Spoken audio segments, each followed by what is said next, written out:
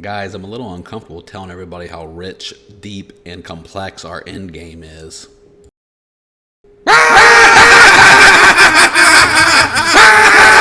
Diablo 4. Oh, the hype.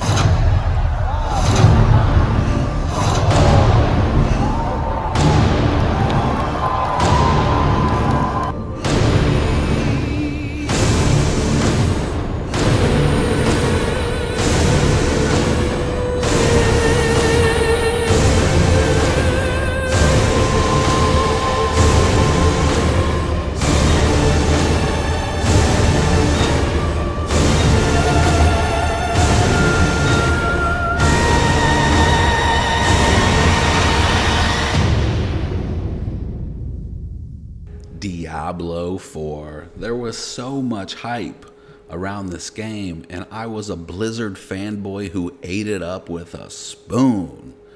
But let's go back before the game was released at a curious decision Blizzard made to release the NDA for a few content creators.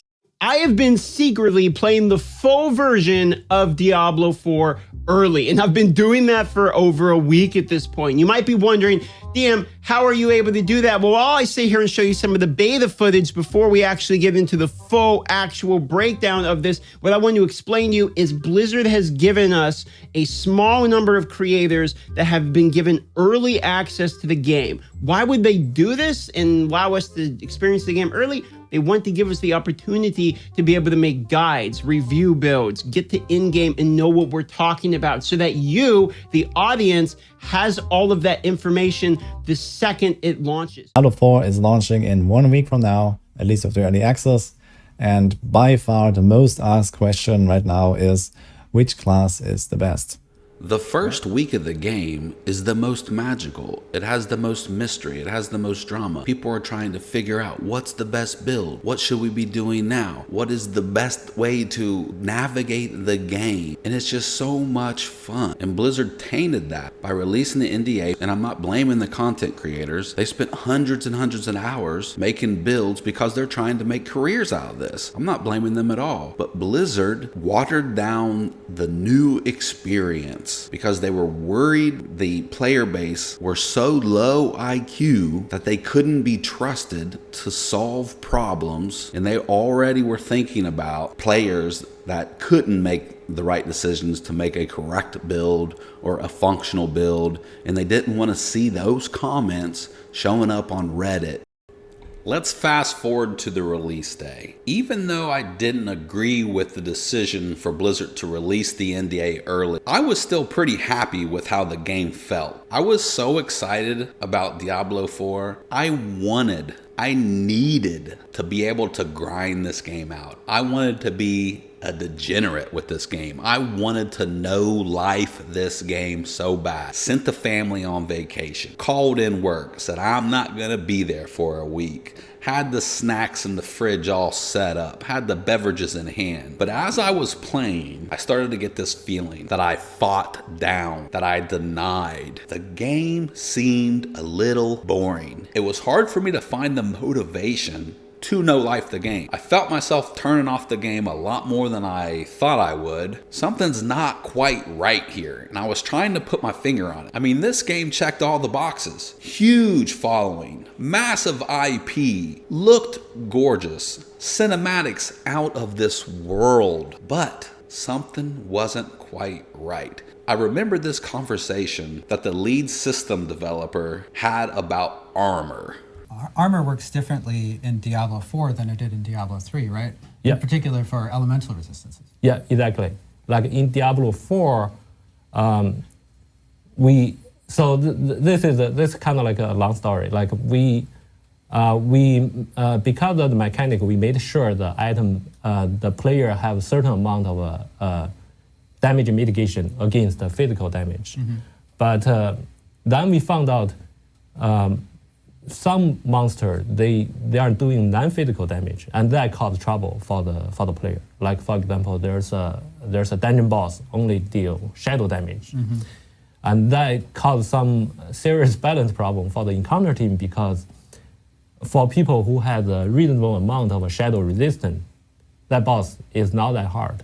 But some people, like when they have 0 shadow resistance, the boss is almost unbeatable. Like they will always get one shot for this boss. And players at low level, they might not have access to as much shadow resistance. They might not be as familiar with the game. Exactly.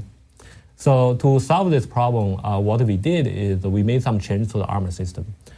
So armor not only absorb or mitigate incoming physical damage, we also make it absorb a certain amount of non-physical damage. So how it works is like this.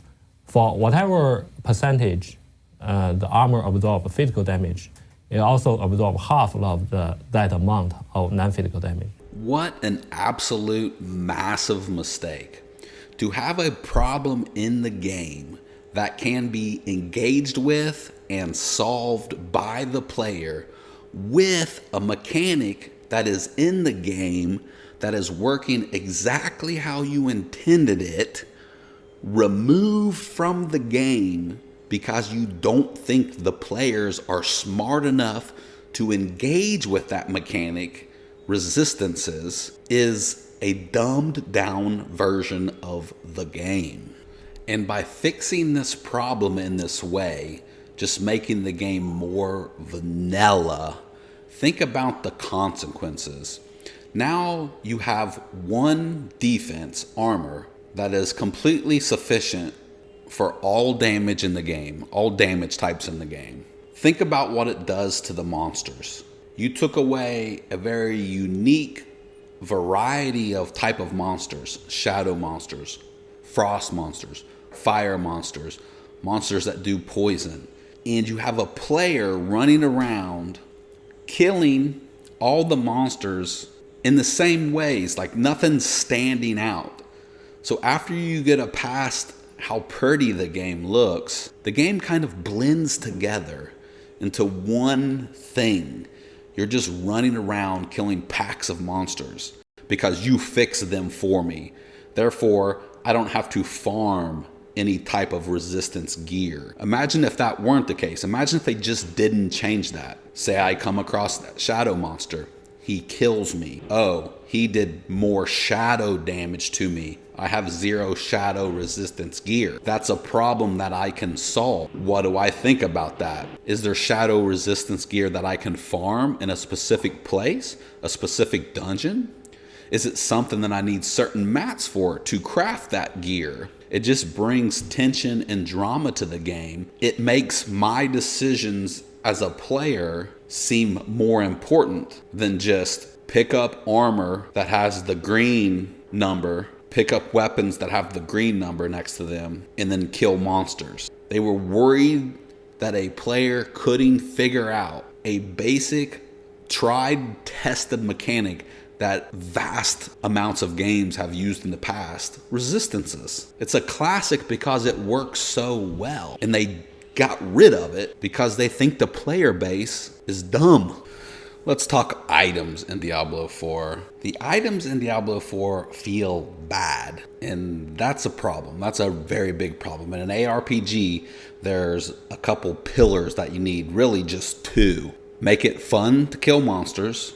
Check, they did that. But 2, make it fun to loot what pops out of the monsters. And the reason it feels bad is because they all feel like the same thing. Let's listen to the developers talk about the Codex of Power. The Codex of Power. Oh yeah, Codex of Power. Yes, the Codex of Power is a brand new feature that's coming into Diablo 4. It's a gameplay feature, and Mr. Joseph Pipora. Oh yeah. Can give us a little bit more details. I'll talk about this. So this is one of those things I would have loved to be able to talk about in a blog a while ago, but we weren't quite ready to reveal it at that time, and there was already so many things for us to discuss. So the Codex of Power is this new crafting feature that we'll bring online in Diablo 4. We're really, really excited about it. What it allows players to do is, as they're progressing through this, the massive interconnected world of Sanctuary, they're going to be discovering lots and lots of dungeons as they go. And when they find these dungeons and they delve deep into them, at the bottom of them, they're going to find what we call Codex of Power aspects. And an aspect in the Codex of Power is effectively a legendary power that's been put in this very particular form. And every one of these dungeons that players progress through in the overworld has a unique legendary power via the aspect found inside of them. Yeah. What I love about that is that you can create a new character, and you can look at some of the powers that are available through these dungeons and say, okay, I really want to target this power. I'm going to go to this dungeon, get that power. So you're less dependent on like, well, I hope this power drops. Absolutely. So there are limitations in place, but Joe, to your point, that is basically the intent here, right? Is to give players some manner and measure of control over the nature of their build as they're beginning to go through those steps. And I understand, yes, getting aspects from dungeons offhand seems like a good idea. It's like a safe thing. So like if players can't find that one aspect they want, most likely they can just go to a dungeon and get it, and then that can enable their build. But in reality, what it does is takes a big need off of the items. So if I can go to a dungeon and get an aspect, that means I don't have to get it from a certain item. Therefore, all items that drop lose a little bit of that flair, a little bit of that aha moment. Legendaries are kind of just, they don't hit the same now because of that. So the itemization and the armor changes just really make the weapons, unfortunately, kind of like the game, feel all the same. And then the stats that you do want, what mostly is on the weapons? It's just basic percentage damage increases. So when you look on a weapon, it doesn't say convert fire into ice and have multiple projectiles and stuff like that. It says increase vulnerable damage by 20%, increased damage to close enemies by 10%, increased damage. You're just getting more of something that you already have plenty of. It's just not exciting. And then when you take the aspects away from that, it really just loses a lot of its flair. When an ARPG is having a hard time getting the player base excited about weapon drops, you have a serious problem that needs to be fixed immediately. But that's just not something that they're willing to do. They haven't even really talked about it. The only thing they do is they tweak things. They just increase that damage number a little higher, and maybe the vulnerable damage obviously is the go-to for every single build because it's busted. So they'll just lower that and then increase something else. But those are just those vanilla generic increases to damage. They're not fun. You already have a bunch of that stuff. You already have damage. The most egregious offense that Diablo 4 has committed is the way they talk about endgame. We're really excited about getting this game into players' hands and letting them experience this massive world. A main cornerstone of D4 is play your way. As a player continues to advance through the story and into the endgame, they'll unlock a ton of brand new activities that provide meaningful progression, no matter their playstyle. We're going to have an entire world of Sanctuary for our players to offer. There's going to never be an absence of something to do. Same. Okay, so basically, we want to make sure that we've got these new big challenges for players to go and engage with every time we release the season. And as we go, we'll continue to add more depth to this. One thing we want to be very careful about is we're not looking to just sort of arbitrarily continue to make the game longer and longer and longer and longer to play. Right. That's not the goal. Again, we are balanced around hitting level 100, earning your Paragon points, getting all of your legendary unique items. That's the real focus of power progression for the player. Let's start with the Paragon board. The Paragon board looks really cool. It does look very complicated. It's big. There's a lot of points you can allocate. You can flip it around. You can turn it. But at closer examination, it's just like weapons. They just give you a lot of something that you already have. It's just percentage damage increases. Their excuse for an endgame to take Lilith, the campaign boss, and throw one-shot mechanics on her, and then call her the Uber Lilith endgame. It's shallow. It's lazy. It's not fun at all. And you have to grind and grind and grind and grind to get to 100 to play a boss that it basically just turns into this little mini game of a skill challenge to memorize all her abilities so you don't get one shot. It's like you're not even playing the same game. Conclusion: Diablo 4 made this game so vanilla because they were so worried about the social media backlash of people complaining about the game being too hard or too complicated, and it ended up making just a soulless game that people complained about anyway.